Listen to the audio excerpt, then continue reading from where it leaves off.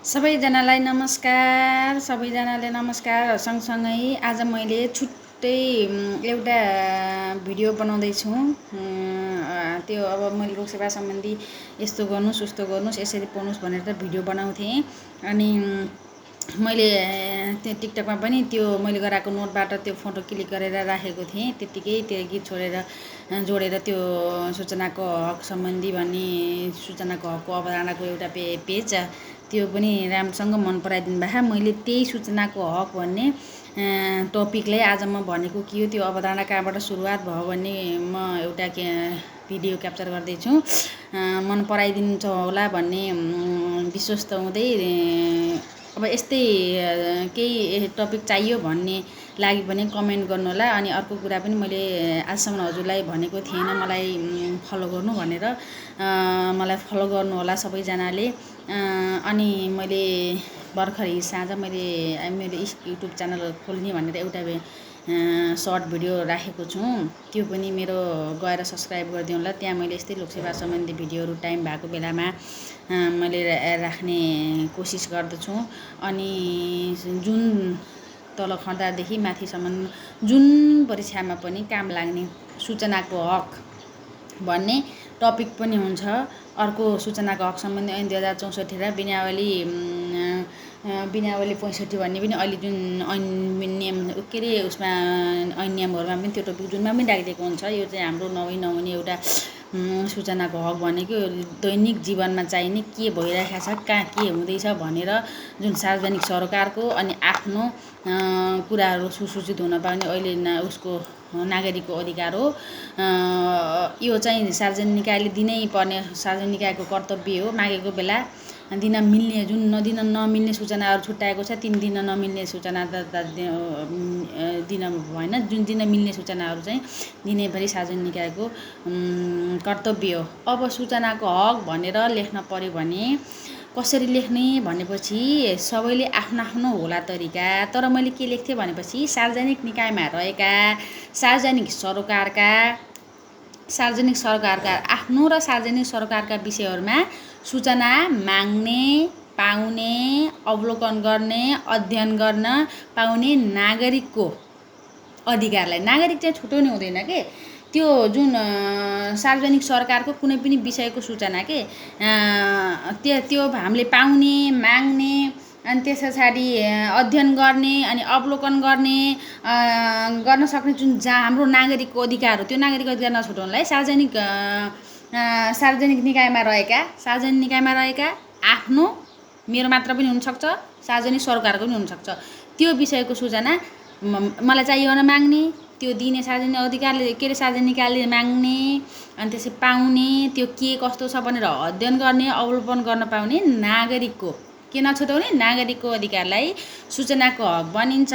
यो कहिलेबाट आयो? यो 1766बाट स्विडेनबाट आएको हो भनेर जिकेमा पनि धेरै सोध्छ। यो सुरुवात भयो। अनि त्यस पछाडि मानव अधिकारको घोषणापत्र सन् 1968को मानव अधिकारको घोषणापत्रले पनि यसलाई धारा 19मा यसलाई व्यवस्था गर्यो। अनि त्यस पछाडि नेपालमा सर्वप्रथम कुन संविधानबाट हो? 47 सालको संविधानबाट धारा 17मा राखेको थियो क्या, त्यस्तै लाग्छ है। धारा 17मा यसको व्यवस्था गरिरहेको थियो पहिलोपटक 47 सालको संविधानमा। अहिले चाहिँ सूचनाको हक सम्बन्धी ऐन 64 र विनियावली 65 कार्यान्वयनमा रहेछ, त्यो पनि लेख्न पर्यो। अनि त्यस पछाडि अहिलेको संविधानको धारा 27मा सूचनाको हक सम्बन्धी ऐनको व्यवस्था गरिएको छ भनेर लेख्ने। यति लेखे पछाडि अनि अर्को पनि यसलाई लोकतन्त्रको इन्धन, सुशासनको अस्त्र र अनियमितता विरुद्धको अस्त्र, अनियमितता भयो है पख भनेर विरुद्ध गर्ने अस्त्र हो भनिन्छ भनेर लेख्ने है। यतिका धेरै केमा लेख्ने हो? जहाँ सूचनाको हकको अवधारणा लेख्नु हो, सूचनाको हक भनेको के हो भनेर 3 नम्बरमा सोधेको छ। अवधारणा सोध्या, 5 नम्बरमा सोध्या भने पछाडि यति लेख्ने हो। नाइ भनी सूचनाको हकका सीमाहरू लेख्नुहोस् भने पछाडि यो लेख्न यति धेरै पर्दैन, अलिकति भनेको के हो विषय परिवेश भनेर माथिको त्यही परिभाषा लेख्ने। अनि त्यस पछाडि सिधै उसमै सीमामै प्रवेश गर्नुपर्छ। अवधारणा सोध्यो भनेको के हो सोध्यो भने यति लेख्नु होला। अनि यसका चाहिँ मैले हिजो पनि भनेको थिएँ र एउटा फोटो राखेको थिएँ। सार्वजनिक निकायले अध्यावधिक सार्वजनिक निकाय एउटा के टपिक थियो भने पछाडि यो सूचनाको हक सम्बन्धमा सार्वजनिक निकायको दायित्व के हो भन्ने टपिक पनि त्यो धेरै सोध्या हुन्छ। त्यो र सार्वजनिक निकायले अध्यावधिक राख्नुपर्ने सूचनाहरू भन्नेमा मान्छे धेरै छुकिनुहुन्छ। मान्छे मात्र होइन, म पनि झुकेर उल्टो पनि लेखेको छु है। कुनमा सार्वजनिक निकायको दायित्व के हो, अनि त्यस पछाडि सार्वजनिक निकायले अध्यावधिक राख्नुपर्ने सूचना के हुन् भन्नेमा बिर्सिन्छ के, यिनी दुईटामा बिर्सिन्छ। अनि सूचनाको हकका सीमाहरू, अपवादहरू, गोप्य राख्नुपर्ने सूचनाहरू कुनमा त्यो लिङ्क दिनुहुन्न, कुन विषयमा गोप्य राख्नुपर्छ, कुन अपवाद यिनी बाहेकका सूचना मात्र दिनुपर्छ भन्ने कुरा यो चाहिँ सोधिरहेको छ। यो पनि जानिहाल्नु। अनि त्यसपछि सूचनाको हक सम्बन्धी ऐन 2064 भएका मुख्य व्यवस्थाहरू विशेषताहरू के छन् भन्ने पनि त्यो इम्पोर्टेन्ट छ।